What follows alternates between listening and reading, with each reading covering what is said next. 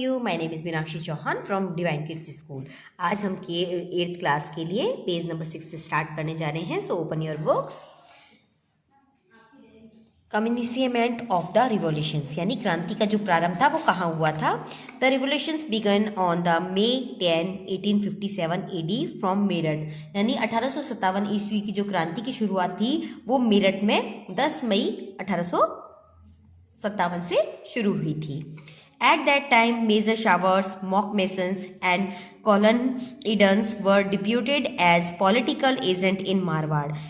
जो मेवाड़ थे वहाँ पर मारवाड़ एंड जयपुर रिस्पेक्टली यानी इस समय जो मेवाड़ मारवाड़ और जयपुर था वहाँ पर major Showers Mack Masons and colonel जो ईडन पॉलिटिकल एजेंट थे वो वहाँ पर नियुक्त थे. All of them were under George Patrick Lawrence for the former AGG agent of governor general of Rajasthan यानी ये सभी राजस्थान के तत्कालिक AGG agent to governor general जैसे जॉर्ज पैट्रिक लॉरेंस के अधीन थे. There are 6 militaries camps in Rajasthan in 1857 AD यानी 6 मिलिट्री कैंपस थे. यहाँ पर जो सैनिक छावनियाँ थी मिलिट्रीज यानी छावनियाँ थी वो 6 थी. कहाँ थी पहले हम देख लेते हैं. नसीराबाद, नीमच, एरनपुरा, देवली, ब्यावर और खेरवाड़ा था. वहाँ पर जो नसीराबाद था उसका हेडक्वार्टर अजमेर में था. 15 बंगाल नेटिव इन्फेंट्री यानी यहाँ पर 15वीं बंगाल नेटिव इन्फेंट्री जो थी वो रेजिमेंट में थी यानी थी. नीमच कहाँ था जो इसका हेड ऑफिस मुख्यालय कहाँ था ग्वालियर में था. तो यहाँ पर थे मालवा मेवाड़ राजपूत रेजिमेंट यानी मालवा और मेवाड़ के जो राजपूत रेजिमेंट था वो यहाँ पर था. एरनपुरा पाली में पड़ता है. इसमें जोधपुर लीजियन आता था. देवली कहाँ पर इसका हेडक्वार्टर था टोंक में था. कोटा कॉन्टीजेंट्स यानी कोटा जो कॉन्टीजियसमेंट था वहाँ पर था. ब्यावर अजमेर में पड़ता है. मेर जो रेजिमेंट था वो वहाँ पर था.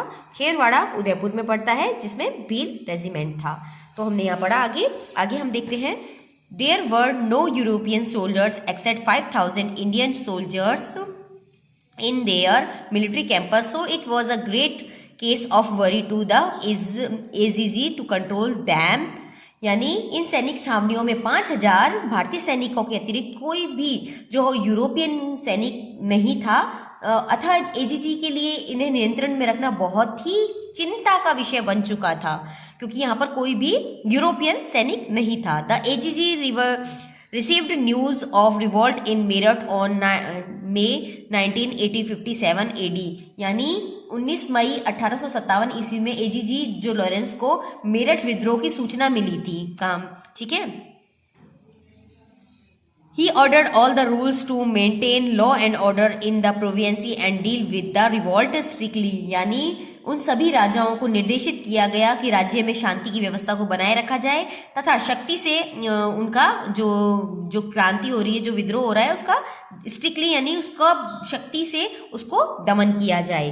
रिवॉल्ट इन नसीराबाद. अब नसीराबाद का विद्रोह की बात करते हैं. The soldiers in Nasirabad camp revolt on May 28, 1857 AD यानी जो नसीराबाद के अंदर विद्रोह हुआ था वो 28 मई 1857 ईस्वी को हुआ था.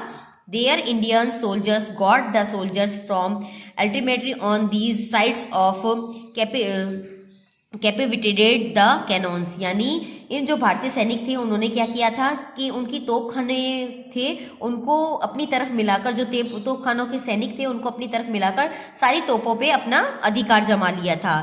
The rebelling soldiers looted the camp यानी जो भारतीय जो सैनिक थे उन्होंने उन कैंपसों को लूट लिया था. After murdering major Spurtix and Newbury the soldiers departed to Delhi यानी जो मेजर स्टॉफिक और न्यूबेरी थी उनको उन्होंने मार डाला था. जो भारतीय जो थे विद्रोही उन्होंने उनको मार डाला था और वो जो विद्रोह करने के बाद लूट करने के बाद सैनिक है वो दिल्ली की ओर चले गए थे.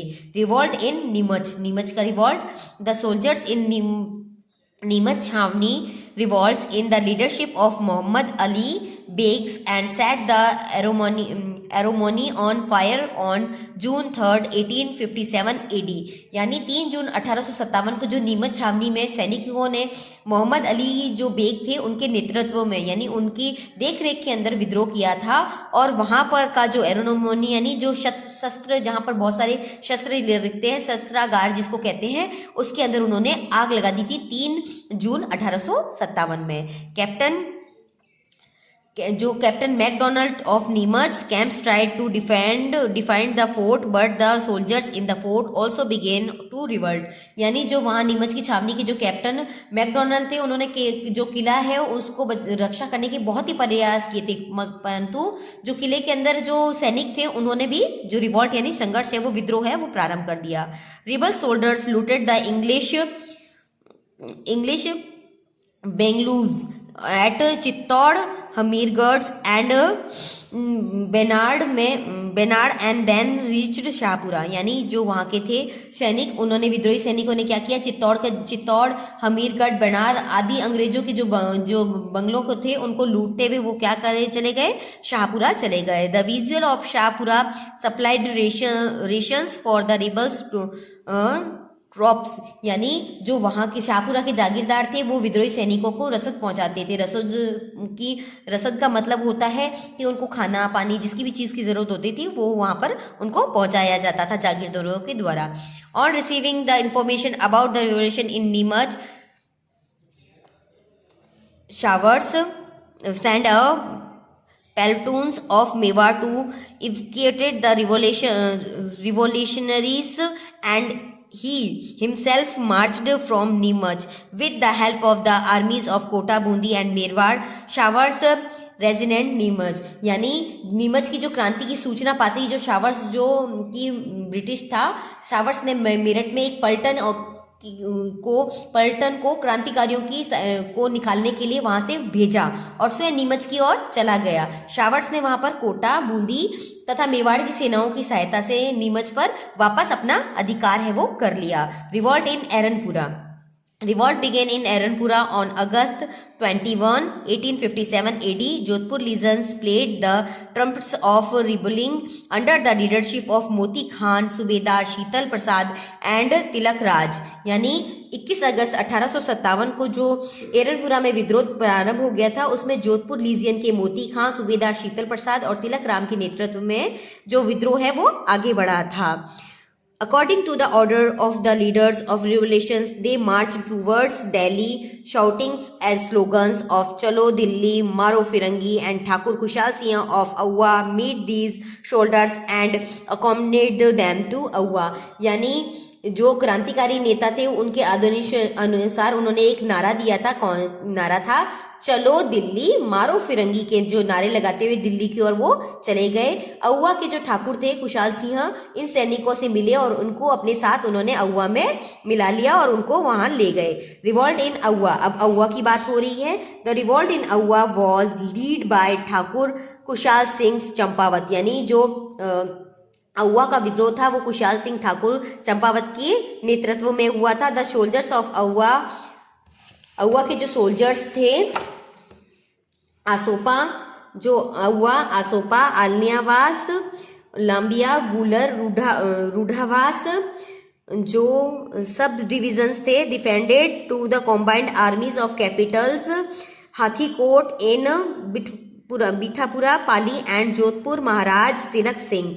यानी यहाँ पर जो कि अहुआ, आसोपा, आलियावास, दुम्बिया, गुलर, रूढ़ावास प्रांगणों के जो सैनिक थे वो उन्होंने 8 सितंबर 1857 को बिठौड़ा, ये जो पाली में पड़ता है, कैप्टन जो हितकोड़ा थे और जोधपुर महाराज तखत सिंह की संयुक्त सेना को उन्होंने जो है वो पराजित या उनको हरा दिया था। The battle of Chelawas took place between the revolutionaries and the Macmasons, the political agent of Jodhpur. यानी जो यहाँ पर जो चेलावास का जो युद्ध हुआ था, जहाँ पर जो 18 सितंबर 1857 ईस्वी में को क्रांतिकारियों तथा जोधपुर के पॉलिटिकल एजेंट मैकमेसन के बीच जो चेलावास का युद्ध हुआ था उसमें उन्होंने क्या किया था, Jodhpur in the battles of head of Macmisons was cut and hanged at the gate of Auwa fort. यानी उन्होंने मैकमिसन का जो है वो सर काट दिया था और अहुआ के जो किला था उसके गेट के ऊपर उसके सर को टंगा दिया था। The army in the leadership of brigadier Holmes attacks and captures the forest of Auwa in January 1858 AD the revolutions of Auwa. यानी ब्रिगेडियर होम्स के नेतृत्व में सेना ने जनवरी 1858 ईस्वी में अहुआ के किले पर आक्रमण कर दिया था और अहुआ की द रिवोल्यूशंस ऑफ अहुआ, हम पेपर चेंज कर लेते हैं, is still remembered by the peoples in folk songs Holi and other festival. और वहाँ पर जो अहुआ की क्रांति को आज भी लोग होली आदि के लोक नृत्यों के माध्यम से गाते हैं। तो जो था वो जो गीत है वो आज भी गाया जाता है। कौन सा है? ढोल बाजे चंग बाजे, ढोल बाजे चंग बाजे, भालो बाजे बांकियो, भालो बाजे बांकियो, एजेंटों को मारकर दरवाजे पर टांगियो। यानी ढोल बाजे चंग बाजे, ढोल और चंग एक वाद्य यंत्र है, उनको बजाकर भालो बाजे बांकियो, यानी जो भालो बाजो बांकियो यानी सब देखते हैं, एजेंट को मारकर यानी जो अंग्रेज के एजेंट है उनको मारकर दरवाजे पर टांगियो यानी दरवाजे पर टांग दिया। तो आज भी ये जो सॉन्ग है वहाँ पर अभी भी गाया जाता है।